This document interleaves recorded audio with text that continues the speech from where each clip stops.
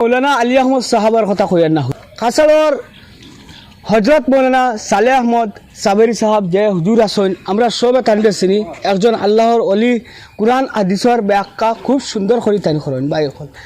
যে হুজুর আজকুর দিনও হুজুর যদিও খাসা আসেন কিন্তু আগামী খাইল আমরা হুজাই জেলার মাঝে হুজুর উপস্থিত হইবা বাই অকল মাঝখানে মুঞ্চি হুজুর মারা গেছেন বহুতে বিভিন্ন ধরনের পোস্ট করছেন কিন্তু না বাই অকল হুজাই জেলার যত বাই অকল আসো সারার জ্ঞাতার্থে আজকুর এক ভিডিও আমরা সবে শেয়ার বাড়িয়া প্রতিযোগিতামূলকভাবে এই ভিডিওটা দেই যাতে পূব জৈন্তা বস্তি বুড়িবাইল জামে মসজিদ বার্ষিক ওয়াজ মাহফিল আমি ভিডিও বানাইয়ার আগামী খাইল ওয়াজ হইব বাই অকল আমার লগে আও স্থানীয় উলামা অকল আসেন রাইজর কিছু যুবক ভাই সকল আছেন তার কাছ থেকে কিছু কথা আমি জানবো সমু ছুটিকে এর ভিতরে আমরা সবাই ভিডিওটা শেয়ার করার চেষ্টা করি হুজুর আলহামদুলিল্লাহ খাইল আমরা নীলবাগান বুড়িবাইল জামে মসজিদও এক বার্ষিক ওয়াজ মাহফিল আয়োজন করা হয়েছে আমরা বহুত ভাগ্যর কথা বহুত সৌভাগ্যর কথা যে আমরা হজরত মৌলানা সালেহ আহমদ সাহাব পাতারকান্দি করিমগঞ্জ তাইনও তশরিফ আনবা ইনশাল্লাহ আমরা বিখ্যাত আলিম হজরত মৌলানা রুহুল ইসলাম নদী সাহাব তাইনও উপস্থিত হইবা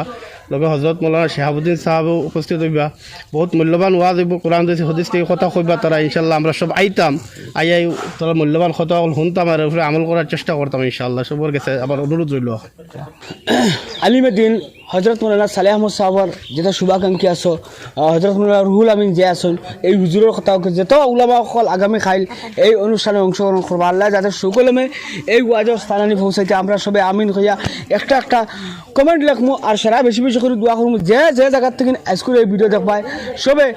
দুই জেলার ভিতরে সম্ভব হয় আপনারা আবার চেষ্টা করবা আলিমের দিনের কথা শুনলে আমরা কিছু পরিবর্তন হইব ইনশাআল্লাহ যেহেতু দেশের পরিস্থিতির প্রতি লক্ষ্য রাখলে আমরা বহুত কিছু প্রত্যক্ষ করতে পারবো নিজের সম্মুখে ওইদিকে আমরা সবাই বেশি বেশি করে দোয়া করবো আর অনুষ্ঠানে প্রতিষ্ঠানে যাতে সব